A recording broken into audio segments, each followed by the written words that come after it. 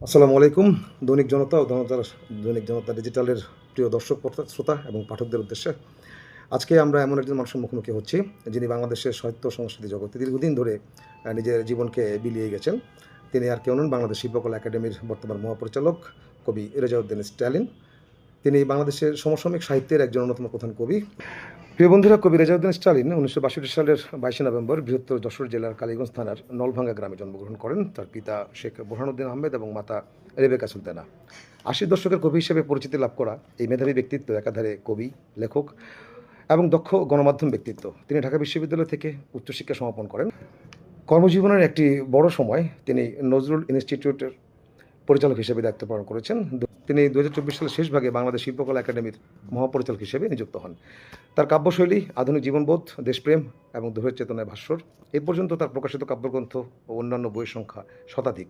তার উল্লেখযোগ্য কাব্যগ্রন্থের মধ্যে রয়েছে অগ্নিভ্রমণ, উদ্বাস্তু, রোদে পোড়া মানুষ, দাবদাহ ও নির্বাচিত কবিতা।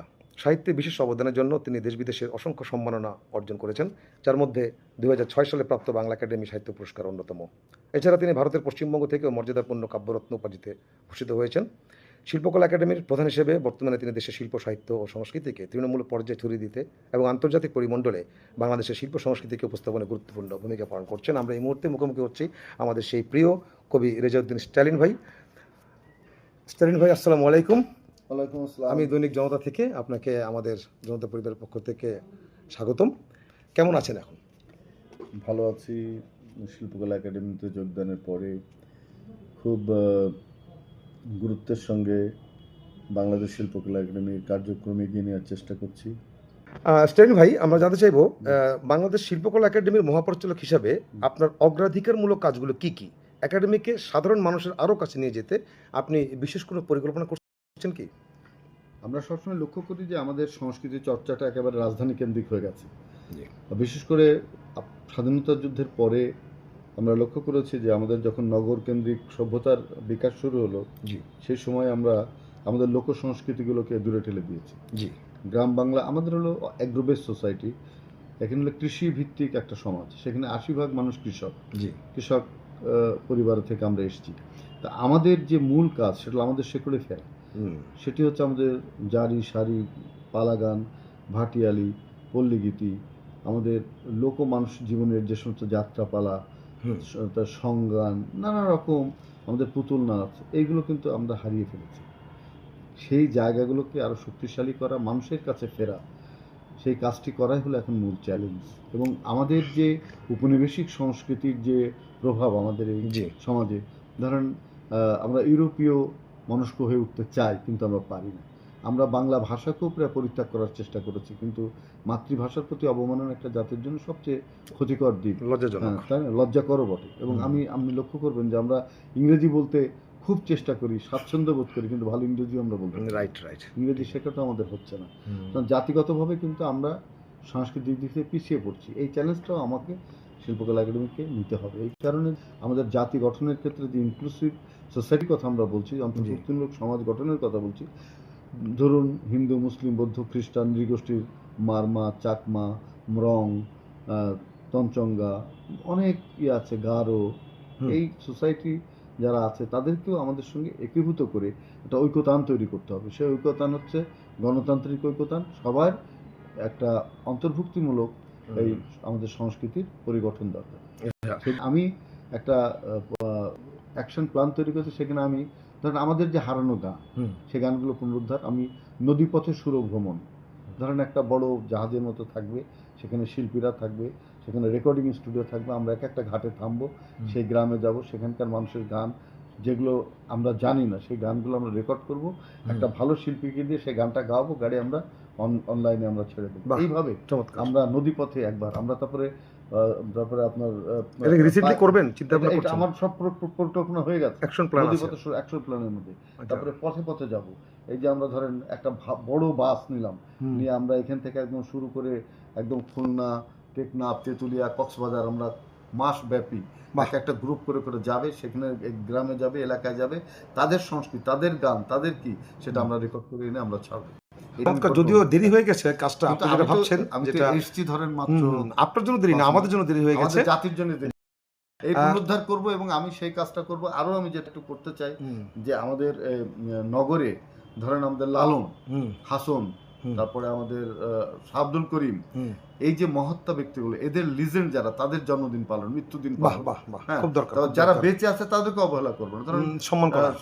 আমরা সাবিনা ইয়াসমিনের এখানে তাকে সম্মাননা দিয়েছি, আমরা রোনাল্ডোর সম্মাননা দিতে চাই। আমরা আমাদের আরো যারা বেঁচে আছেন সেই সমস্ত বড় বড় শিল্পীদেরকে আমরা এখানে সম্মাননা দেব, বড় বড় ধরেন কবিদেরকে সম্মাননা দেব।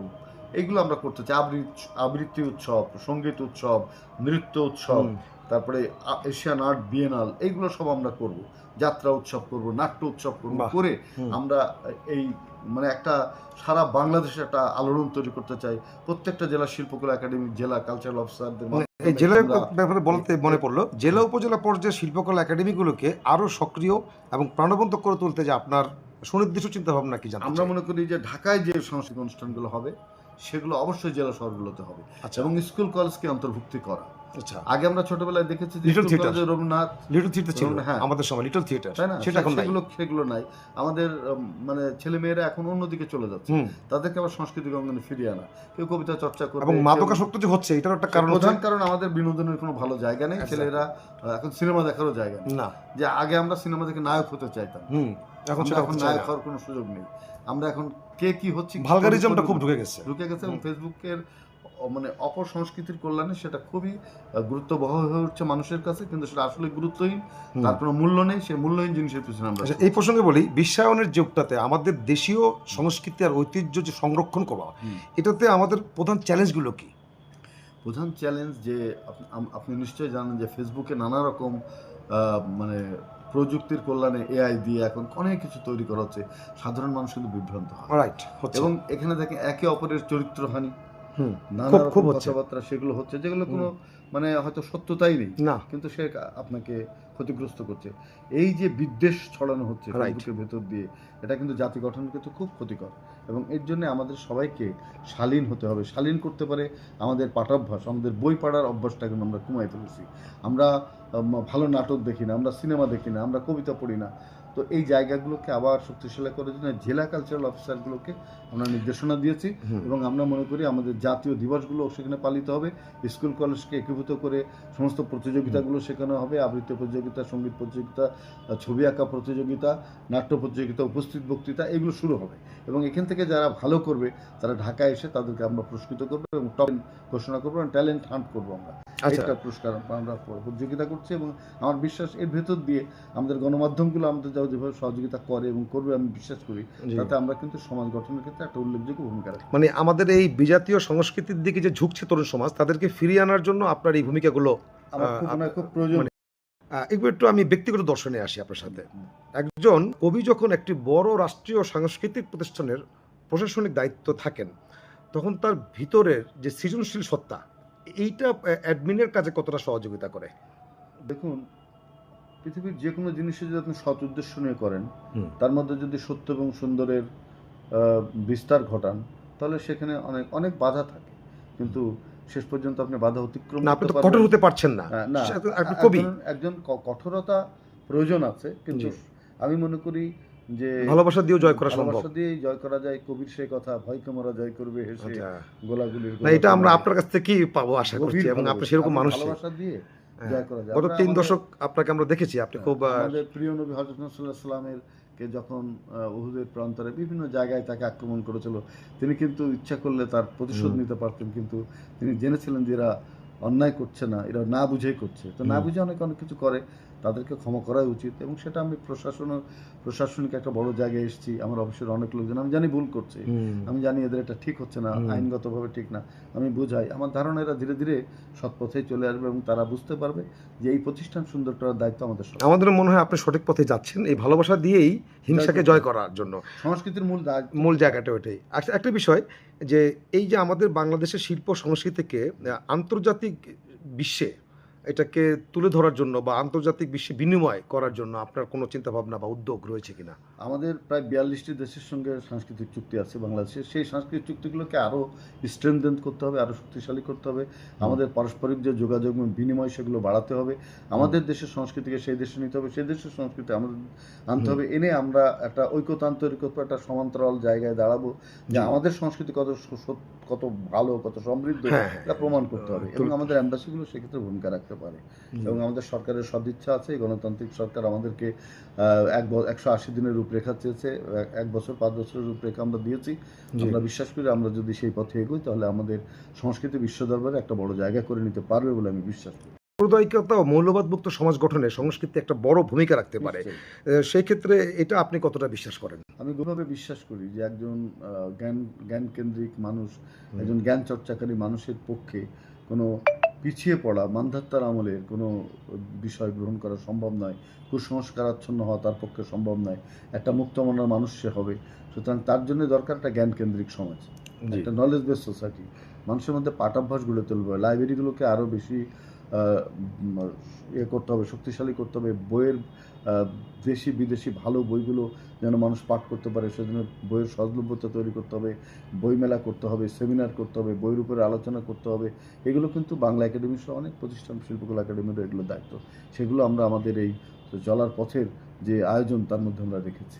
দৈনিক জনতার অগণিত পাঠকদের উদ্দেশ্যে আপনার বিশেষ কোনো পরামর্শ বা বার্তা যদি থাকে দেখুন, সেলিম ভাই। আমি প্রায় সেই 80-র দশক থেকে জনতায় আমার কবিতা ছাপা হয়, আমি লিখি এবং সেই সময় থেকে এ পর্যন্ত দেখছি আমি যে জনতা একটা নিরপেক্ষ জায়গায় দাঁড়িয়ে তারা তাদের সংবাদ প্রচার করে থাকে, তাদের সাহিত্যের পাতাও ভালো এবং একটা ভালো পত্রিকা হিসেবে কিন্তু এখনো আমরা এখনো দল নিরপেক্ষ। এখনো দলনিরপেক্ষ আপনার টিকে আছেন।